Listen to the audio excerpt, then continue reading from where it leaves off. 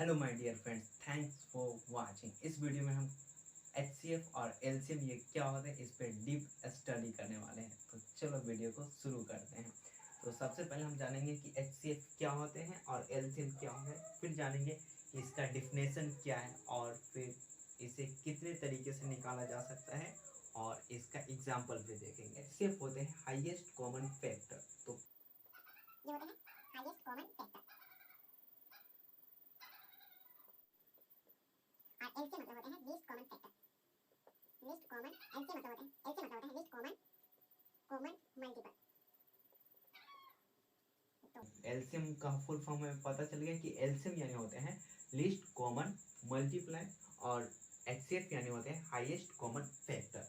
और इसे और भी नाम से जाना जाता है, इसे ग्रेटेस्ट कॉमन डिवाइजर के नाम से भी जाना जाता है और इसे जाना जाता है स्मॉलेस्ट कॉमन मल्टीप्लाई, ऐसे नाम से जाना जाता है। और हिंदी में इसे बोलते हैं महत्तम।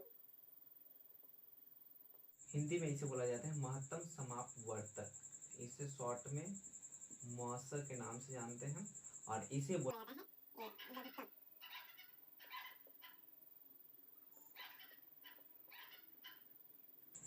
इसे हिंदी में बोला जाता है महत्तम समापवर्तक, मौसर के नाम से जाना जाता है और इसे बोला जाता है लघुत्तम समापवर्तक यानी लसर। इसे शॉर्ट में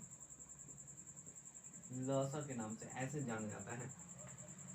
तो अब हम इसका फुल फॉर्म जानेंगे और तो अब हम जानते हैं कि इसका डिफिनेशन एचसीएफ और एलसीएम होते क्या हैं। तो एचसीएफ क्या होते हैं? एचसीएफ क्या होते हैं? एचसीएफ वे सबसे बड़ी धनात्मक पूर्णांक होती है जो a, b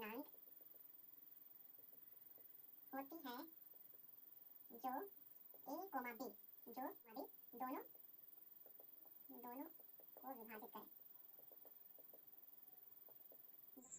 वे सबसे बड़ी धनात्मक पूर्णांक, ये एचसीएफ क्या होते हैं हमारा? तो एचसीएफ होते हैं वे सबसे बड़ी धनात्मक पूर्णांक जो ए बी दोनों को विभाजित करे। ये हमें याद रखना है, दोनों को विभाजित करे, ए और बी दोनों को विभाजित करे, वो होते हैं एचसीएफ हाईएस्ट कॉमन फैक्टर।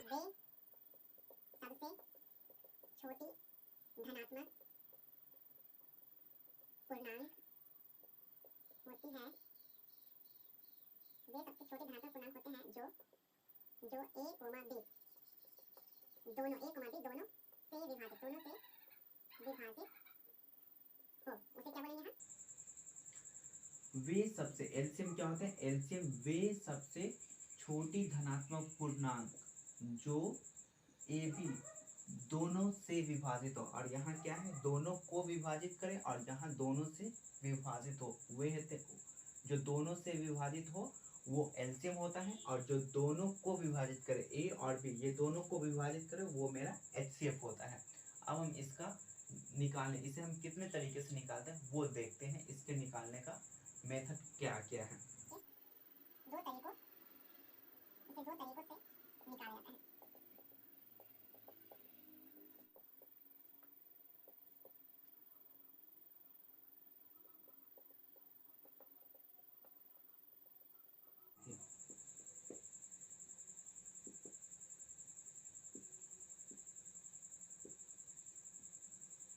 और सेकेंड मेथड है जिसे हम बोलेंगे भाग विधि या यूक्लिड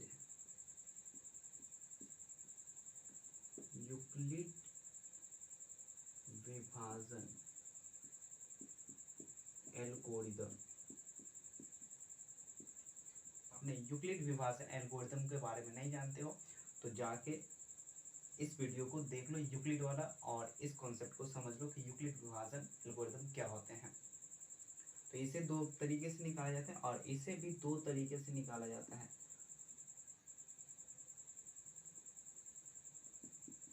इसे भी दो तरीकों से निकाला जाता है। तो पहला तरीका इसमें था गुणनखंड विधि, तो सेम इसमें भी हम गुणनखंड विधि से निकाल सकते हैं।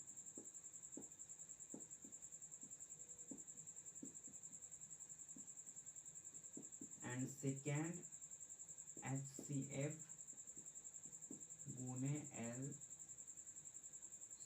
एलसीएम बराबर ए गुना बी होता है। जब इस तरह के कंडीशन रहे तो एलसीएम बराबर हम निकालते हैं ए गुने बी और बटा में एचसीएफ। तो यहाँ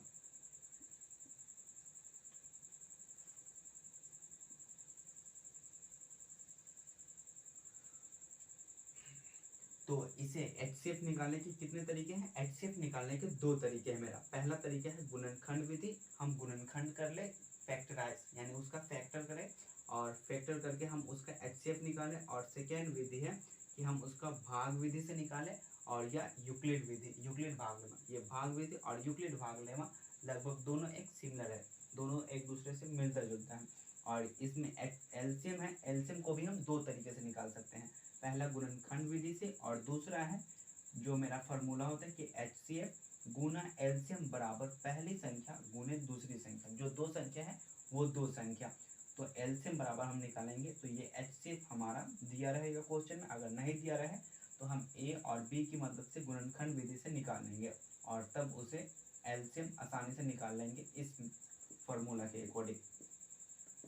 तो इसे भी दो तरीके से निकाला जाता है और इसे भी दो तरीके से निकाला जाता है। तो अब हम इसका एग्जाम्पल देखते हैं और ये दोनों मेथड को समझते हैं। पहला एग्जाम्पल है मेरा 8,12।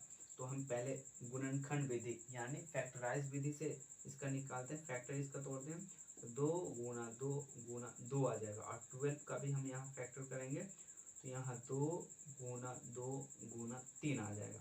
तो हमें इसमें कॉमन देखना है कि इसमें जैसे यहाँ पे मेरा 2 कॉमन है और यहाँ पे भी मेरा 2 कॉमन है। तो एचसीएफ मेरा क्या आ जाएगा, ये 2 और फिर से ये 2 को गुना कर दें तो ये 2 और 2 को गुना करेंगे तो क्या आ गया, 4 आ गया। तो ये था मेरा गुणनखंड विधि। अब हम इसे निकालते हैं भाग विधि से। तो भाग विधि से जो बड़ा वाला नंबर है उसे हम ब्रैकेट, इस जो बड़ा वाला नंबर है उसे कुछ इस तरह से लिखेंगे।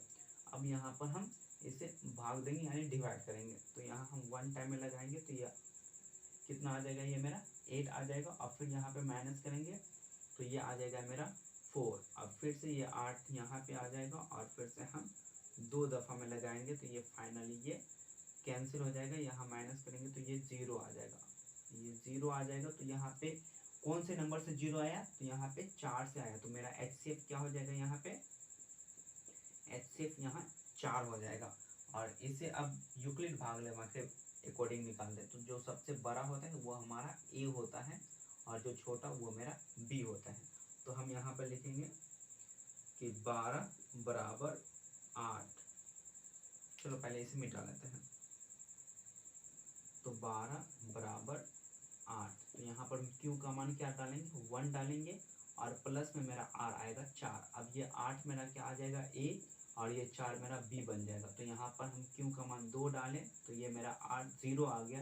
तो यहाँ पर 0 किससे आया, तो यहाँ बी का मान क्या है, 4 है। तो यहाँ पर जो मेरा एचसीएफ आएगा वो मेरा एचसीएफ क्या आ गया, 4। तो हम किसी भी मेथड का यूज़ करें, फर्स्ट मेथड का यूज़ करें या फिर सेकेंड मेथड का यूज़ करें, दोनों में मेरा आंसर सेम ही आएगा। जैसे यहाँ पे भी 4 आया तो यहाँ पे भी 4 आएगा। गुणनखंड विधि या फिर भाग लेमा या फिर यूक्लिड भाग लेमा, यूक्लिड विभाजन एल्गोरिथम, यूक्लिड विभाजन एल्गोरिथम का यूज़ करें या फिर भाग विधि का, आंसर मेरा 4 ही आएगा। अब एलसीएम का एग्जांपल देखते हैं।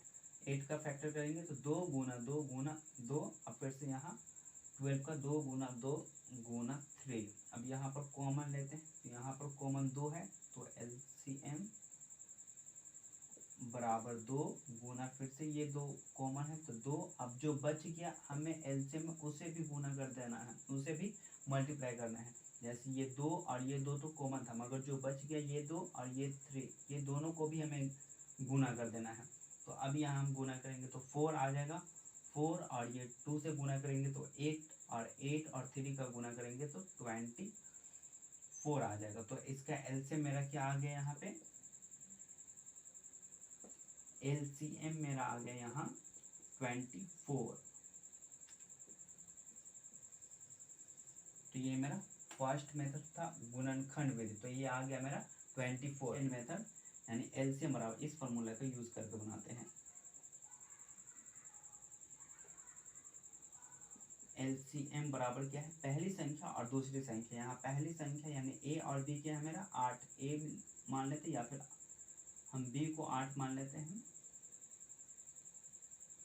b को 8 मान लेंगे तो a मेरा क्या हो जाएगा 12 गुना 8 बटा में HCF हम यहाँ निकाले थे 4, तो यहाँ 4 आ जाएगा। अब यहाँ पर इसको डिवाइड करेंगे तो 2 दफ़ा में, तो 12 मल्टीप्लाई 2 यानी क्या आ गया मेरा 24। तो एलसीएम यहाँ पे भी क्या आया मेरा सेम आ गया एलसीएम 24। तो हम किसी भी मेथड का यूज़ करें आंसर हमारा हमेशा सेम आएगा, और मैथ का यही रूल है कि किसी भी मेथड का यूज़ करो आंसर हमेशा सेम ही आएगा।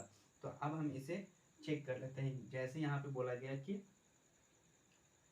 हाँ, यहाँ पे हम लिख रहे थे कि वे सबसे बड़ी धनात्मक पूर्णांक होते हैं जो a और b दोनों को विभाजित करें और दोनों से विभाजित हो। तो इसे हम समझ लेते हैं। जैसे a और b मेरा क्या है यहाँ पे 8 और 12, तो जो HCF आया मेरा वो क्या बोला दोनों को विभाजित करें। अगर ये 4 से हम इसको डिवाइड करो, 8 को डिवाइड करें तो ये 4 8 को भी डिवाइड करेगा और ये 12 को भी डिवाइड करेगा।